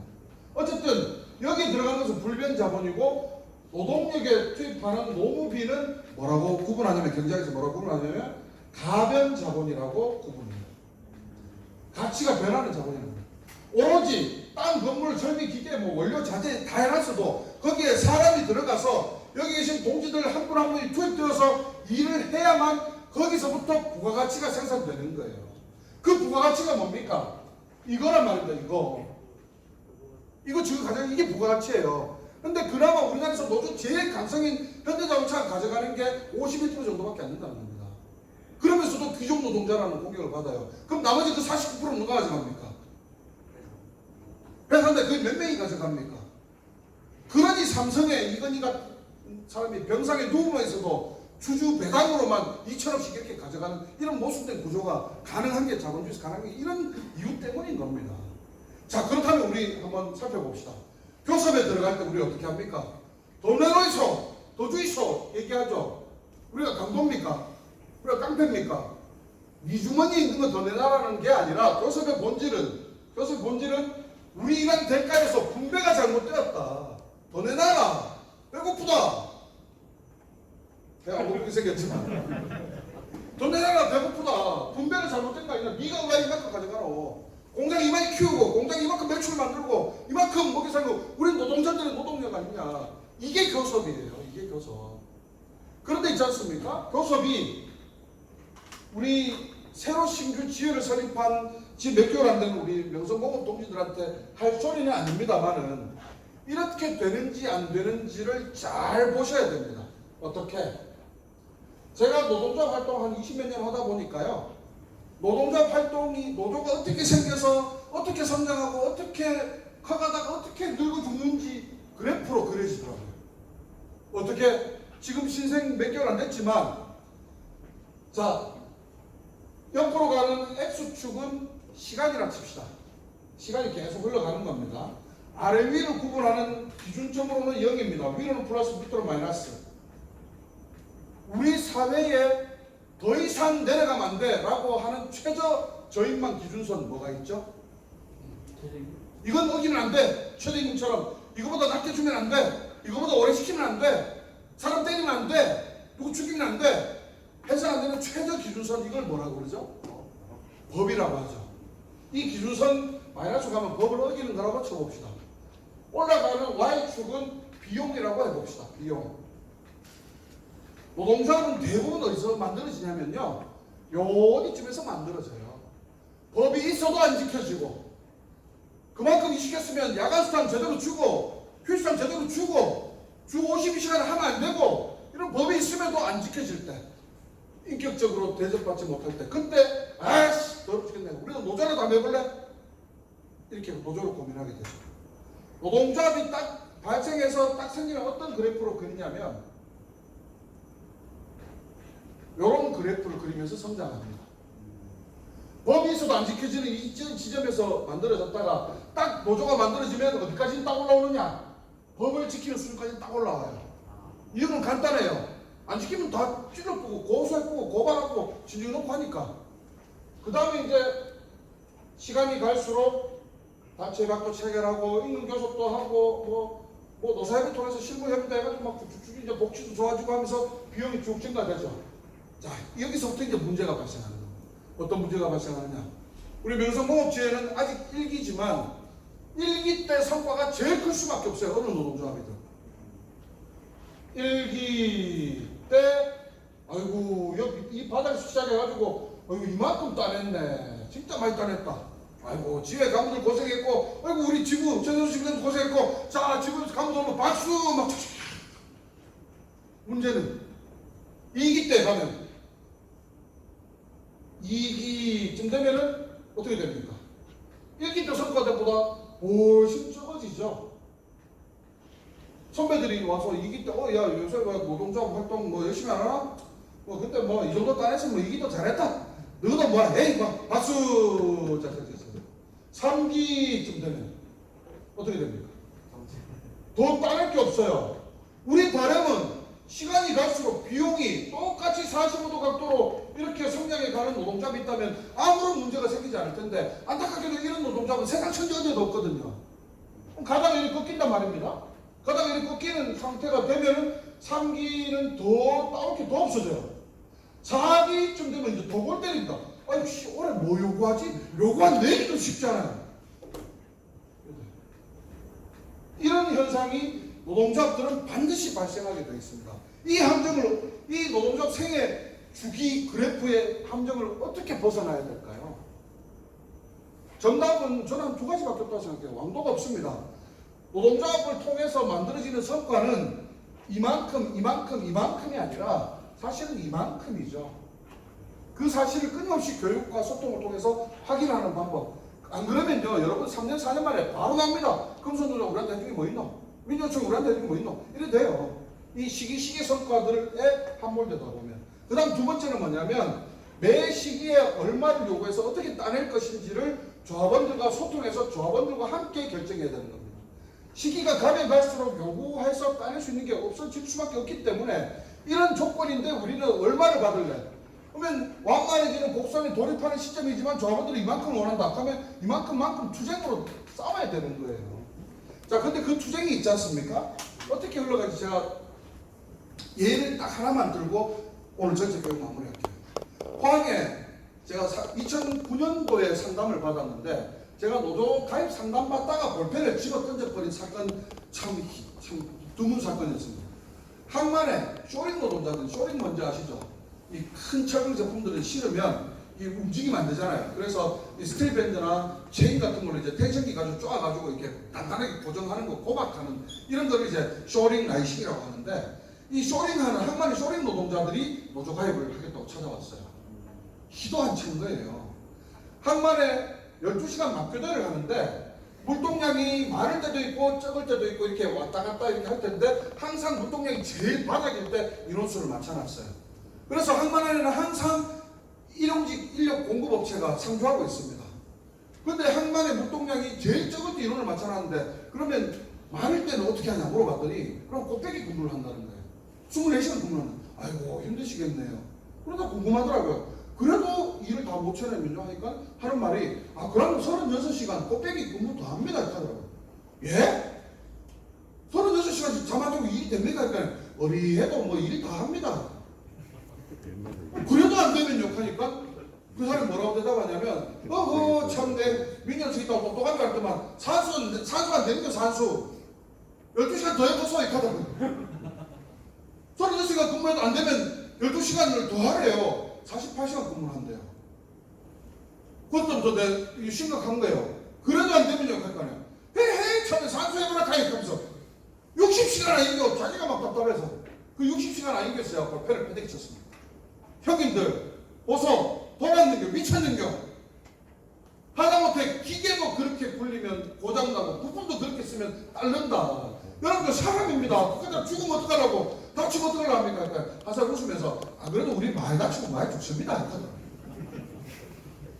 그런데 또 한 사람이 얼굴 시커멓게 해가지고 수염 완전 산적처럼 해가지고 그 사람이 나중에 보내졌는데 뭐라 하냐면 지는 지난달에도 72시간 2번 했는데 골 때리는 겁니다. 근데 금융세서를 보니까 200만 원 넘는 사람들이 없어요. 회사에다 바로 노조 가입 통보하고요. 바로 회사 재무과장이 튀어나. 이거 계산 방식 저거 경리과에 그거 들고 온나. 그랬더니 이 새끼가 얼마나 급했던지 허겁지겁 옆에 최근 관리분에서 뛰어왔는데 그 누런 경기 있지 않습니까? 그거다가 막 손으로 막 적어왔더라고요. 근데 뭐라 적었느냐? 야간수당 248,546원.4 휴일수당 358,246원.6 소수점으로 막 계산해 놓은 거예요. 1년 이상을 딱 2번 쉽니다. 한 번 쉬죠. A조가 설에 쉬면 B조는 추석날 하루 쉬고요. 그렇게 미친 짓이라고 휴일도 없이 일하는 사람들인데 수당을 그렇게 적어왔어요. 여러분 근로기준법에 입각해서 최저임금에 안반적에 최저임금을 받는데도 거기에다가 시간 곱하기 1.5를 계산하면 소수점 절대 나올 수가 없습니다. 소수점이 나온다는 건 무슨 얘기입니까? 줄돈 그냥 딱 적어놓고 그거 그냥 나누기 해가지고 쪼개갖고 그냥 칸만 내까왔다는 소리예요. 내가 장난치 않겠습니다. 이 양반이 지금. 하다못해 요즘 시대에 1원짜리는 고사하고 10원짜리 동전도 잘 찾아보기 힘든 시대인데 너희들 소수점은 뭘로 지급하노? 뭐 엽전주나 상편통보로 지급하나? 임마 잘못이십니다. 바로 웃겨서 임마 최고님 계산하자. 교섭 시작됐습니다. 교섭 시작하는데 부회장이 흰 봉투를 이마에 들고 왔어요. 나는 또 잘못 생각해가 너도 고생한다고 사례금 이런 걸 들고 온 줄 알고 이거 이런 거 주시면 안 된다. 우리 이런 거 받고 이런 노조 아니라고. 그랬더니 막 부회장 웃으면서 뭔 줄 알고 가르쳐야 있거든. 뭔데요? 그러니까 사직서입니다. 교섭 시작하는 첫날 사직서를 전주하고 사직서를 다 써갖고 이만큼 갖고 거예요. 뭐라 하느냐? 지금까지 속은 것도 억울한데 교섭 들어가고 삐딱하게 나오면 사장 면상댁에다가 상가댁에다가 사표 확 쳐발라고 나오라는 거예요. 전주군도 사표에서 우리 어디 가서 이만 일하는데 이 돈 못 벌겠냐. 교섭 들어갔죠. 조끼 주머니 이거 불룩하게 해가지고 흰 봉투 사직서 이마에 넣고 교섭 들어갔습니다. 사장이 이 분위기를 알겠습니까? 모르겠습니까? 당연히 알겠죠. 제가 수백 개 업체를 교섭해본 게 가장 쉬운 교섭을 했던 회사이기도 했었습니다. 안에서 기침을 못해요. 안에 있다 하면은 사장이 기침 박자에 잡고 공기가 걸쳐졌다 이랬다 아이고 팀장님 뭐 불편한 거 있으시죠? 야 김양아 물 좀 가도 그 노동자가 교섭하면서 김양이 뭡니까 김양이 그러니까 김양이 아니고 저 아저씨 이름이 뭐고 그러면 저 아가씨는 그런 식의 코미디 같은 교섭을 하면서 교섭 뭐 3번 4번도 안 했어요. 무조건 노조 요구한 다 수용. 재벌이면 언제까지 갚을래? 민요소 통금만 비줄게. 일시불로 이번 달 말까지 면제겠다 하면 3분의 1 둥쳐줄게 해가지고 총합이 한 2억 받았습니다. 2억 받아 그 현장 어떻게 했는지 아십니까? 오래된 사람, 금방 된 사람 차별 없이 이건 우리 투쟁의 성과다 해가지고 n분의 1로 자기들 전체 금액에서 얼마 투쟁액으로 딱 세이브하고 나머지 n분의 1로 우리 투쟁의 성과이기 때문에 우리 다 같이 나눕시다. 이랬던 공장이 있었습니다. 교섭 정말 쉽게 했습니다. 또 한 군데 제가 가지고 있는 교섭 회의록만 99차 교섭까지 가지고 있는 회의록이 있어요. 2년 지나면 정규직화가 돼야 되기 때문에 2년마다 한 번씩 치는 시험으로 탈락시켜서 해고시킬 수 없다라는 이거를 끝까지 단협 배치가 넣겠다고 하면서 버텼던 포항시의 교섭이 있었는데 지금도 투쟁하고 있습니다. 여기는요 단체 교섭에서 안 되면 그 다음 뭘 해야 됩니까? 단체 행동을 해야 되지 않습니까? 조합원들이 행동을 해야 되지 않습니까? 그런데 그 행동하는데 사업장에 현수막 하나 거는데 석 달 걸려 설득을 해야 되는 거예요. 석 달 설득해가지고 현수막 걸었습니다. 한 20개 쫙 도배를 했어요. 이틀 뒤에 당시 금속노조 권성환 지부장님이 둘이 같이 현수막 걸었는데 퇴근하다가 보고 야 누구나 누구 시민수단 투쟁이 다 해결됐나? 어디요? 그러니까 야 큰일 났다. 전 새끼들 너네가 다 잘못됐네. 가 바로 대응해라 했고 그 지회장한테 전화해가면 형님 가부터 좀 빨리 손이 봐서 현수막 다 떨어졌는데 했더니 지회장이 아 그거 우리가 뛴는데 하는 거예요. 다 할 때는 나오지도 않았더니 지가 다 뛴다는 거예요. 왜 뛰는겨? 그러니까 아, 그 노무사 때 물어보니까 이게 명예훼손이 될 수도 있다 하고 안 될 수도 있다 하고 해가지고 우리는 다 공인이라 가지고 명예훼손이 걸리면 안 되니까 그래가 다 뛴다 이렇게 하는 거예요. 제가 저번에 웬만해서는 화를 안 내는데 처음으로 진짜 되게 화를 안 냈습니다. 알겠습니다 형님. 앞으로 나한테 연락하지 마소. 노무사 가서 끊어버렸어요. 난리가 나가 다시 걷게 뭐 앞으로 노조한 대로 할게. 노조가 팽권을 부리는 게 아니지 않습니까? 그래가 다시 이제 현수막 우리 손으로 뛰는 현수막 다시 걸기 주고 싶고 피켓팅을 하자 해요. 피켓팅 들어갔는데 피켓팅 하기로 했는데 시간 맞춰 뛰면 나가보니까 뭐가 그 왜 여성분들 왜 그 코로나 오기 전에 황사 마스크 있잖아요. 막 겹겹이 되는 거 독수리 오인제 마스크 같은 거 그런 거를 끼고 누가 이렇게 한 6명이 저기를 또 방금 사람들 나오는데 와서 저한테 인사하고 뭐야 누구신데요? 그러니까 그것도 뛰치면서 전대요. 그것도 저 뭔데요? 그러니까 아 우리는 공인이라고 얼굴이 팔리면 안 되니까 이래 들고 서 있겠다는 거예요. 동시들 뻔소리 하면 살펴가다가 사장 얼굴 처발라 부속하는 현장과 현수막 하나 걸기 힘들고 피켓팅함을 하기 힘든 현장의 교섭이 이렇게 차이 나는 겁니다. 보통은 교섭단이 교섭 잘 해주길 바래요. 그러면 저희 이 공무소재 경북지구 같은 경우에는 제가 들어가는 교섭, 제가 들어가는 현장은 교섭 결과가 다 똑같아야 되겠죠. 현장에서 불만 많이 하거든요. 아 우리 현장은 왜 지구장이 직접 교섭 안 들어오는겨? 그럼 부지런히 들어가는 교섭 결과 다 똑같아야 되겠죠. 교섭의 결과는요. 집단 상품으로 개별 상품이 아닌 집단 판매 가격으로 조율하자. 그래서 교섭하자 했는데 그 교섭의 힘은 어디서 나오느냐? 답이 간단합니다. 노조하기 정말 쉬워요. 여러분들한테 그 힘이 있는 겁니다. 여러분들이 눈에 불을 켜고 사장이 어떻게 나오는지 회사가 어떤 궁극기를 가지고 있는지 그 눈에 불을 켜고 지회장요 가가 편하게 교섭하서 지부장요 대가서 교섭이고 뭐 편안하게 해서 안 되면 우리 바로 다 들고 일할게요. 파업할게요. 쟁의할게요. 투쟁 동참할게요. 이런 스탠바이가 되어 있는 현장들은 언제라도 사용자가 겁낼 수밖에 없는데 이렇게 때려도 현장을 안 움직여 저렇게 때려도 현장을 안 움직여 이런 동네는 기내수에 올라가지 않겠네요. 99차 교섭 기록을 가지고 아직도 교섭을 하고 있어요. 뭘 말씀드리고 싶은지 저번 동지들이 잘 이해하시라 생각합니다. 우리 회사의 조건을 바꾸고 우리 지회를 탄탄히 뿌리내리고 우리 간부들이 교섭 잘하고 하는 모든 비밀의 열쇠는 내가 갖고 있다. 우리가 구경꾼이 아니라 내가 언제라도 동참하고 언제라도 스탠바이 되어 있는 그런 현장의 조직력이 살아있을 때 그런 것들을 등에 업고 교섭하는 것이 그것이 우리의 힘이고 그것이 진정한 현장의 힘이다라는 것을 함께 한기를 좀 했으면 좋겠습니다. 마지막으로 1분 안 되는 영상인데요.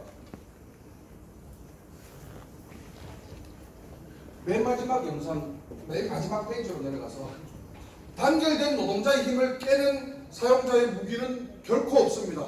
1분 안 되는 영상이니까 요거 마치고 요거 보고 오늘 교육 모두 마치도록 하겠습니다.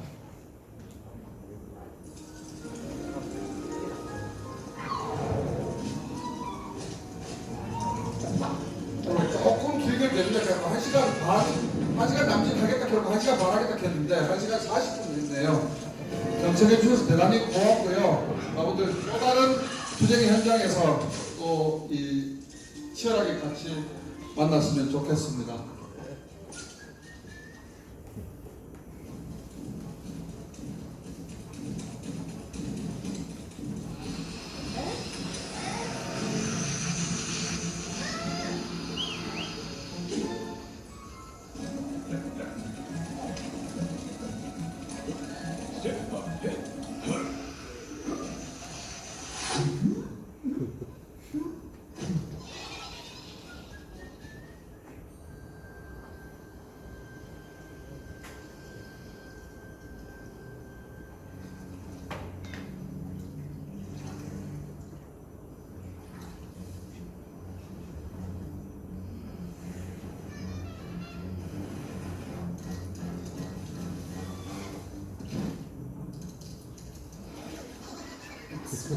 네, 질문 없이 바로 마치겠습니다. 긴 시간 교육 받으시느라 대단히 고생 많으셨습니다. 다음에 또 뵙겠습니다. 고맙습니다.